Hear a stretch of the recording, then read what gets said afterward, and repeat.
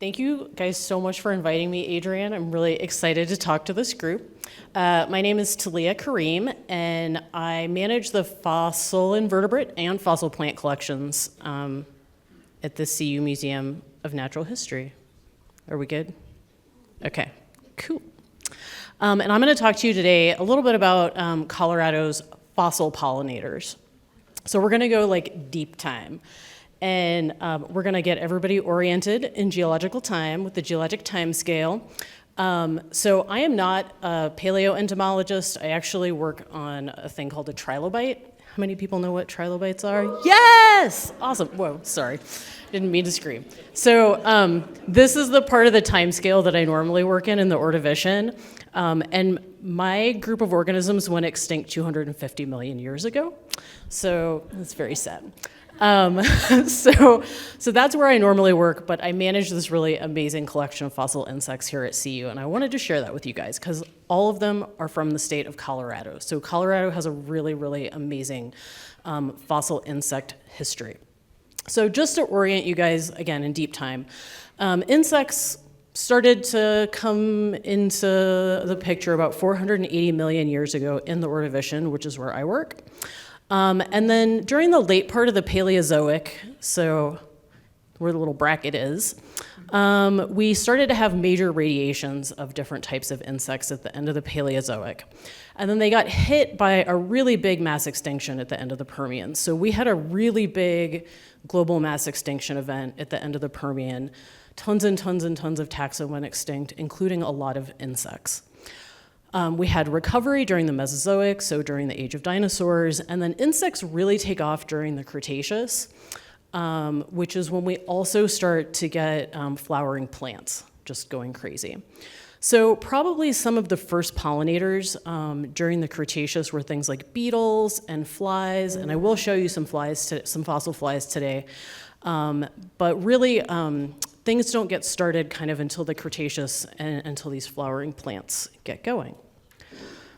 So our collection here at CU, so here's where we have pollinators sort of taking off.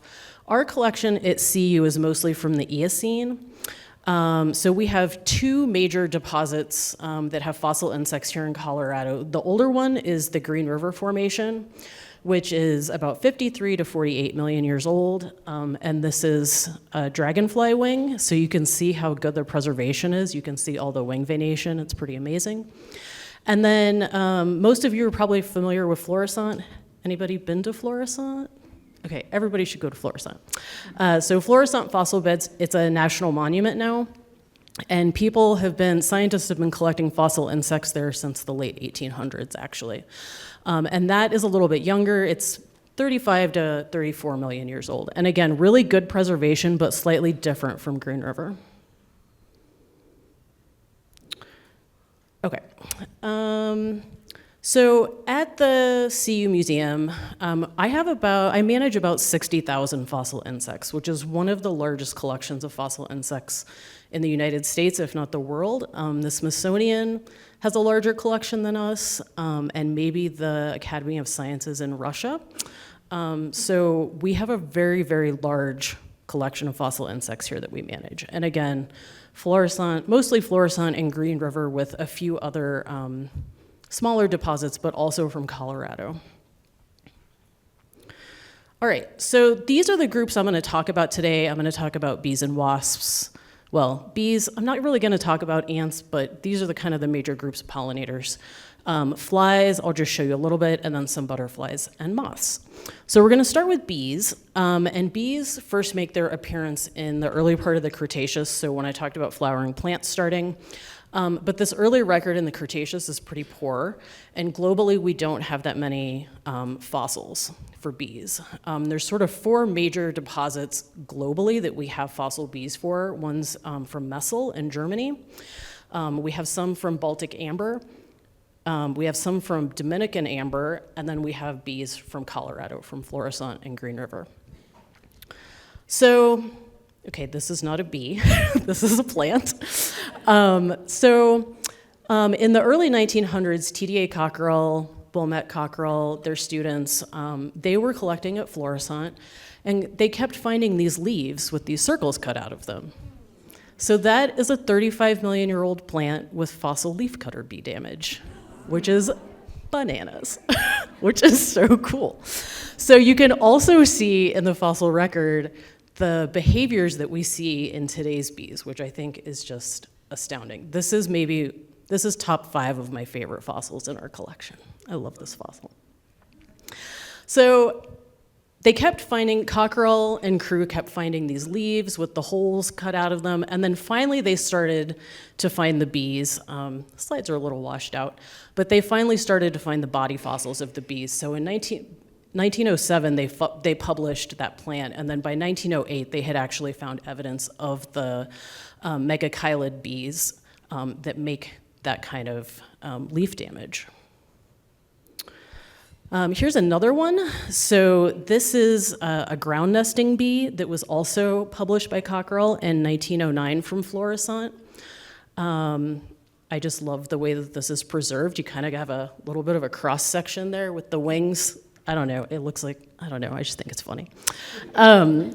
So the thing about fossil insect preservation is you're kind of, you only have access to what's preserved, right? So it's not like a pinned insect where you can pick it up and look at all the morphology, right? Like you might get a cross section, you might get a wing, you might get a leg sticking out. Like we're just sort of at the whim of how this thing got preserved. So this is how this thing got preserved. So initially it was described as a ground nesting bee. And a new study revised it as a ground nesting bee, as an andrenid, is that what you call them? Okay. So this was revised in 2014, and there's been a lot of revision going on the fossil bees over the last 10 years, which is kind of cool and a lot of interest. This is another andrenid that Cockerell described in 1911 from our collection. It's a little bit crummy, but it's still really cute. It's got really cute antennae. I think it's cute.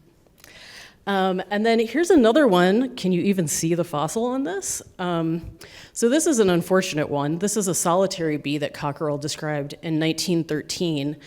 And it's in the same group as the leafcutter bees, but you can't see the fossil really anymore.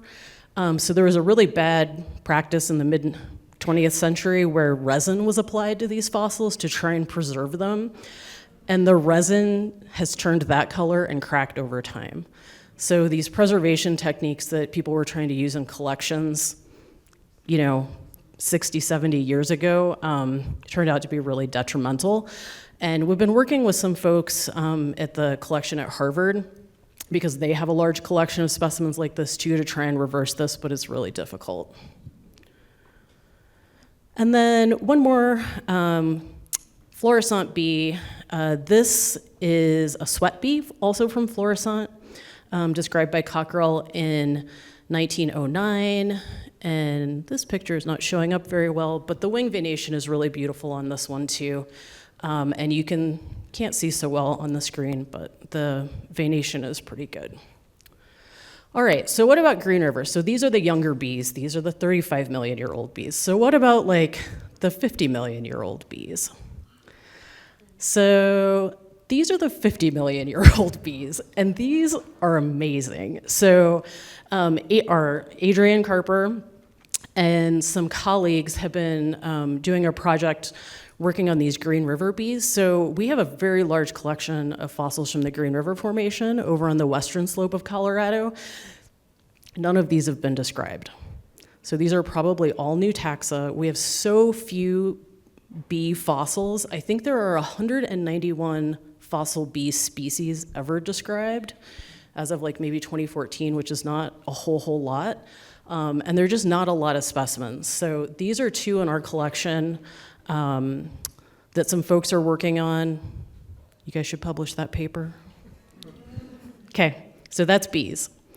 Okay, so next we're gonna move on to flies, and I'm just gonna show you a handful of flies. So these are hoverflies, so syrphids.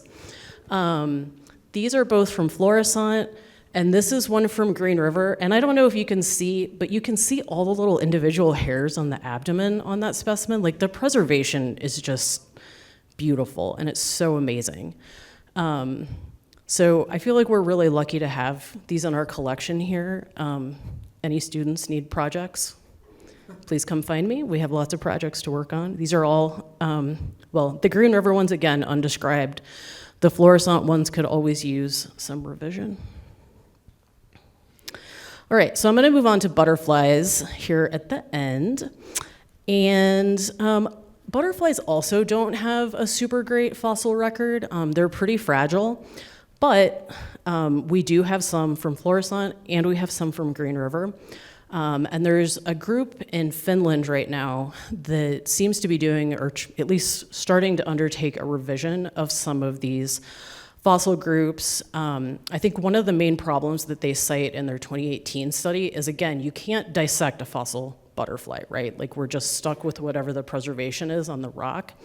And a lot of the morphology that they use to assign genus and species, for modern taxa, we don't have those parts preserved. So it's really hard to do the taxonomy based on the fossils, but we do the best we can.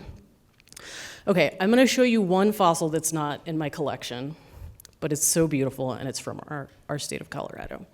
So this is Prodryas persephone, and Scudder, who was the paleoentomologist at Harvard in the late 1800s, who did a lot of the very earliest work on fluorescent, described this species, or this specimen, and this is one of the best preserved fossil butterflies in the world, and I'm very sad it's not here, it's at Harvard. But it's beautiful, it's from fluorescent. And this has a really interesting story. It was actually found by this woman, Charlotte Hill, and she was a homesteader out near Florissant, and she did a lot of early collecting at Florissant, and Scudder, she actually collected this specimen and got it to Scudder, and then he described it at Harvard. So this has a little bit of an interesting history around it as well. Oh, and I should say this is also related to the brush-footed butterflies, if you're interested. Okay, moving back to the CU collection. So this is a fossil caterpillar. So cool. So this was, again, described by Cockerell in 1907. I think this is so cool. And you can see all these like little hairs coming off of its body and everything. The preservation is just amazing. And this was originally described as a noctuid related to owlet moths, but revisions have said, don't know if we can really say that much about it, but that was what Cockerell originally proposed for this caterpillar. And here's another one. This was originally described by Cockerell, again in 1907, as Tortrix, so related to the leaf roller moths. And this was revised in 2018 in another study, and they said that they didn't think that you could really assign it to that group of moths, so they assigned it to this more generic group that they've kind of just lumped all the things in the fossil record that we can't identify into, which is not really great practice, but that's what they did. But interestingly enough, the genus name Tortrix is also a brand of like chips in Guatemala. These kind of look like, I don't know, is this like a Guatemalan Frito? I've never had these, I don't know. Anyway, so maybe it's good that they've put it into a new genus, I don't know. So, no more Tortrix. Okay, then getting on to Green River. So these are our older butterflies and moths. This is undescribed. We actually have a part and a counterpart of this. So fossils are often preserved like a sandwich, and you open it and you get an impression on either side.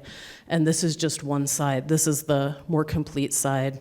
I mean, you can see all of this morphology preserved. It's just really beautiful. And you can see all the, little scales on the wings and everything. Like, I was just looking at the previous talk, and I'm like, my fossils are almost as good as the modern specimens. They're so pretty.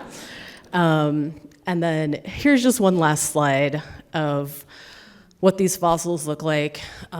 We have a few pretty big wings, and then we have tons and tons of these little microleps that we don't know what they are, and nobody's really studied them. And we just had our new entomology curator come and look at these just spend half an hour pulling drawers out. So maybe some students will describe these. If you are a student and you want to come do a project with us, we would love to have you.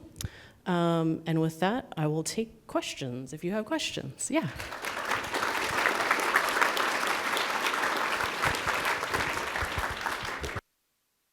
Maybe for the sake of time, I'm going to ask one executive question, and we'll go ahead and switch to the next one.